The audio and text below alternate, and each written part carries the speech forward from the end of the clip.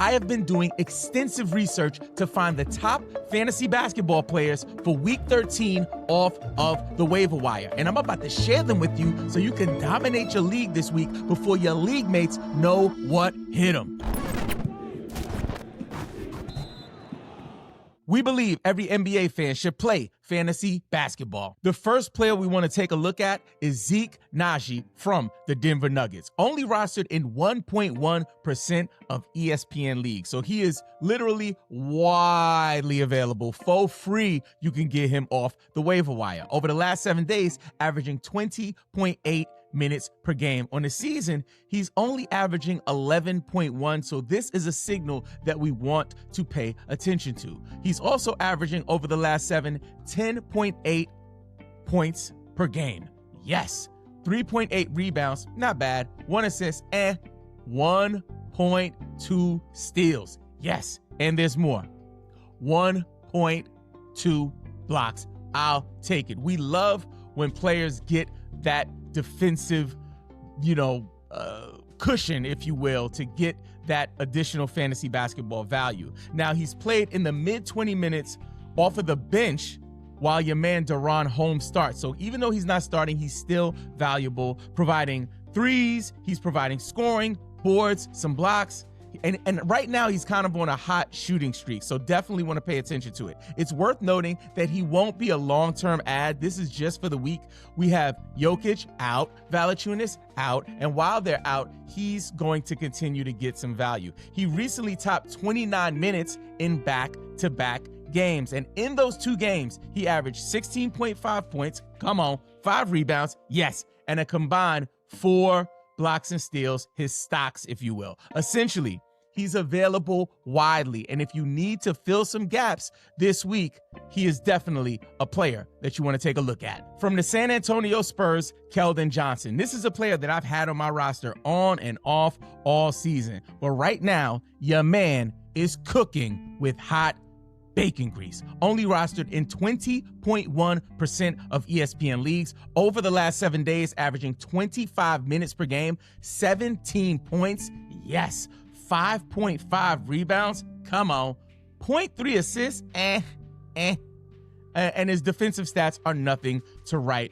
home about. But if you're looking for some short-term value, especially with Wemby kind of being in and out, I don't know if he's all the way healthy. I don't know if they just want him eligible for the player awards at the end of the season. But I watched Keldon Johnson the other day, and especially when he's matched up with guards, he is a daggone man-child. Like, he is built like a power forward, but can play the 2 at times, even though he's listed as a small forward and a power forward on ESPN. So he's on a hot shooting streak right now, so his minutes are elevated. Also, his usage is elevated, so it seems as if the Spurs are trying to take advantage of this productivity. And while there are injuries for the lineup in San Antonio, he'll continue to have increased value, but he has value even if there aren't injuries. I just think we're seeing his profile kind of optimized in this particular moment. So if you need some short-term production, I would definitely give Keldon Johnson a look. From the Dallas Mavericks, Najee Marshall. Now, Najee Marshall is not a household name. He's not one of the most popular players in the NBA, but he's one of my favorite players because I love those old school, hard-nosed enforcer type basketball players like Charles Oakley, Jimmy Butler, Anthony Mason, these type of guys who will like put an elbow in your chest and let you know who's boss. But recently, Najee Marshall has been putting on for the city, only rostered in 17.2% of ESPN leagues. Over the last 7 days, averaging 31 minutes per game. Yes, 15.3 points per game. 4.3 rebounds, I'll take it. 2.7 assists, not bad. 1.7 steals. Let that sink in. And you know what we like to say around here?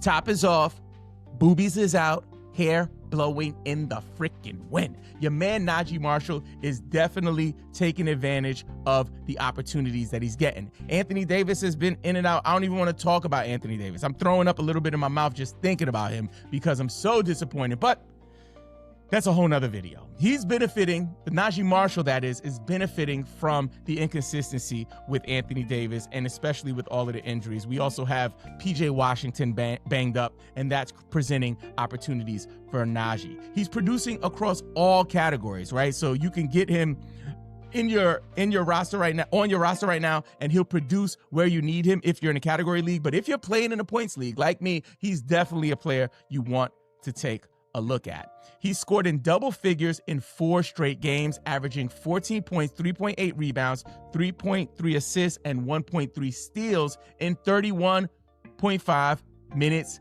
per game during that stretch.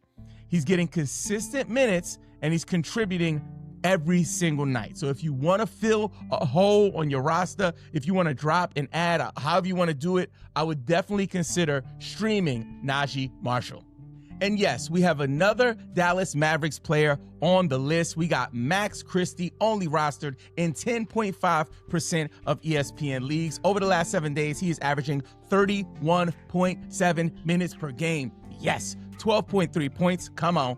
3.3 rebounds, 2.7 assists, nah. And his defensive stats, we don't even want to talk about it. But if you're in a points league, definitely the type of player you want to take a look at. On the 3rd of January against Houston, he had 24 points, 7 rebounds, 2 assists, 1 steal, 1 block. Come on. Like, that is the kind of hot bacon grease we need on our roster. He started in the last 6 games. That's worth noting, right? So over that 6-game period, he's averaging 17 points per game, over 4 rebounds, 3 threes, and about 31 minutes per game. He's shooting well, too. Your man is really getting consistent, putting the ball in the basket, or shooting about 50% from the field right now and 90% from the free throw line. And I think he's a short-term hold, but while we have all of these question marks surrounding what's happening with Anthony Davis, something special could happen with Max Christie. So if you're in a 12-team league, he might be one of those bottom barrel kind of players that you have, but I would hold on to him as long as he's producing on a consistent basis. From the Washington Wizards, Trey Johnson. So I know what people are saying, hey, like Trae Young is coming, he won't have the value. Listen, he's producing right now. And I don't think that the Wizards are like prioritizing getting Trae Young on the floor right now, unless they're trying to do it to get butts in the seats, right? To have like their box office star actually playing. But if it's about winning right now, I don't think that's a priority. Trey Johnson is widely available, only rostered in 6.3% of ESPN leagues over the last 7 days, 22.6 minutes per game. Yes, 11.6 points. Come on, 2.6 rebounds and 2.8 assists but 1.4 steals per game. I will take it. He's getting about 20 minutes a game, so that's cool, but he's banging 2 threes a game on a consistent basis. Currently, his steal rate might be inflated, right? And it might not really hold, but that's okay. It's something that I'm willing to deal with. I'll take the value as it comes. And he's expected to keep getting these minutes until Trae Young returns. Like I said earlier, I don't know if Trae Young is going to return anytime soon. So for that reason, I'm checking for Trey Johnson.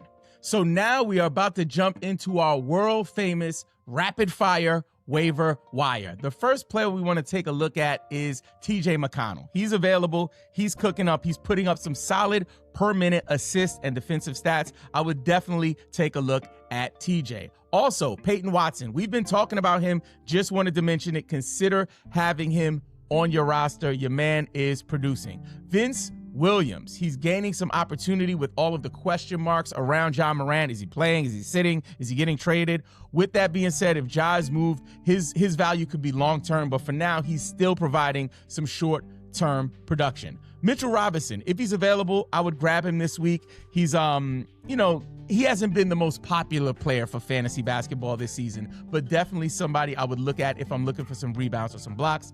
Jamal Sheed, who's widely available. He's taking advantage of some injury opportunities and definitely a short-term ad that we want to take a look at. Craig Porter Jr., he's putting up assists, steals, all the good stuff. Cleveland is banged up, but Cleveland is also winning, so they're okay with resting players. He's getting some consistent value right now. Ride while the wave is hot. Bub Carrington, been on this list before. Definitely somebody we want to take a look at. There's so many young wings there. Like there's not much food to eat, but he's still been able to create some value for himself. Ryan Kalkbrenner is back, one of our favorite players. If you go back and look at our, our projections and our rookie videos, we were really high on Kalkbrenner, and it's good to see him back. In his first game, he was pretty good. And last player we want to talk about is Toumani Camara. He was a darling of the draft season, kind of went into the slums. Denny Abdia kind of has been taking the shine there, but he's still providing some value, especially recently, so I would give him an ad. Now that you know who to grab off of the waiver wire, check out this episode with our top 50 fantasy basketball players.